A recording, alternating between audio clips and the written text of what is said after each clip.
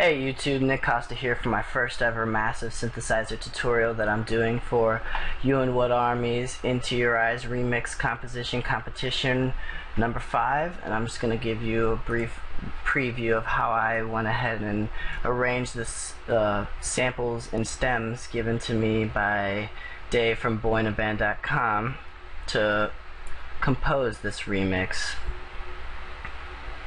Now, FL Studio 10 is not the only digital audio workstation that I like to use. It's just my go-to workstation. And let's open up my favorite patch that I designed myself called the Nick Costa Scream.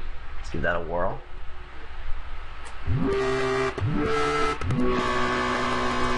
Pretty nasty.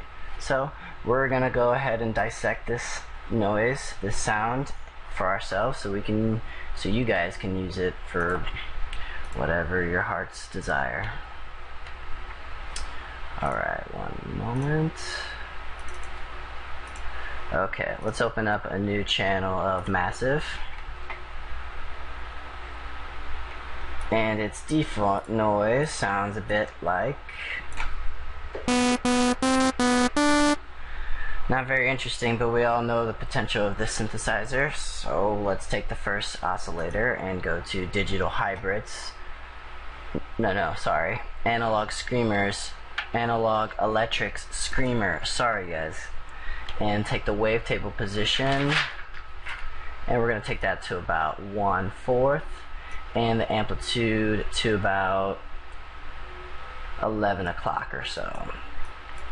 Second oscillator, we're going to go into now digital hybrids. We're going to go down to the bronze oscillator. We're going to down pitch that by -12 semitones, and we're going to leave the wavetable intensity and amplitude up at 100%. And for oscillator 3, we're going to down pitch this by -12 semitones, and we're going to choose a basics additive mix 2. And we're going to take the wavetable position, knock that about 2 ticks up, about 90%, intensity 90%, and the amplitude 100%. We're going to route all these 3 oscillators to filter 1. Turn on the modulation oscillator. We're going to route the ring modulation to oscillator 3. Turn the ring modulation wavetable position to about 2-3 o'clock. And the noise oscillator to metallic with the amplitude of 40% and the color about 60%. Now for filter 1, we're going to choose a scream filter, where this is where most of the magic happens. And so we're going to simulate and modulate that opening up effect inside of envelope 1 by adjusting the attack to about 11:30, and the level up 100%, and the release to about 7 o'clock, just past the last box and the one-shot bar here. And this envelope here is going to be responsible for most of our modulation, so we're going to drag it over here on the wavetable position for the screamer. Click, hold, and drag all the way to about 11 o'clock or so. Take the same envelope, put on the amplitude, slam that up to 100%. Next, on the wavetable position of additive mix, we're gonna add that, click, hold, and drag to about 11 o'clock as well. Let's take the envelope 1, stick it on the cutoff filter. Now the cutoff filter is always by ear, so just don't listen to me when I tell you 12 o'clock, 60%, or left way down that alley. Just do it by ear, and your heart shall be content.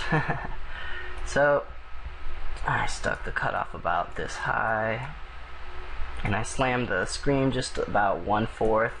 And I stuck a envelope on that to open it up to where it would naturally be default with the scream filter. So how's that sound? That sounds pretty good. We're going to go down to the feedback, and we're going to turn that on. Just slight amount of feedback, a little bit under the post A. knob, turn on insert 1. We're going to choose a sample and hold, and we're going to give it a real dry signal, just a little bit of wetness. And we're going to slam the pitch down 100 to 0%. We're going to go up to effects 1. We're going to choose a classic tube, and we're going to take the dry wet signal, and we're going to choose about 60%, and we're going to slam the drive down to about 25%. Alright, and .6 favorite effects dimension expander. And now, since we are dealing with lower frequencies, we don't want to create so much bass mud, so let's slam the dry wet knob down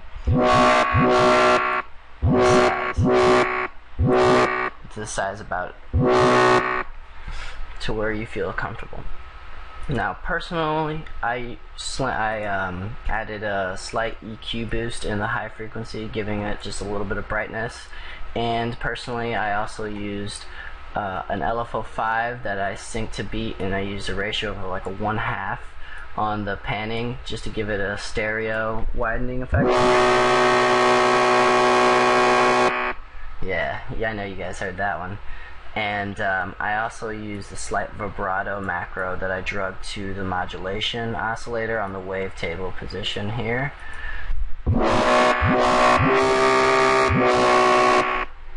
And that's basically my favorite Nick Costa Scream patch inside of Native Instruments Massive Synthesizer.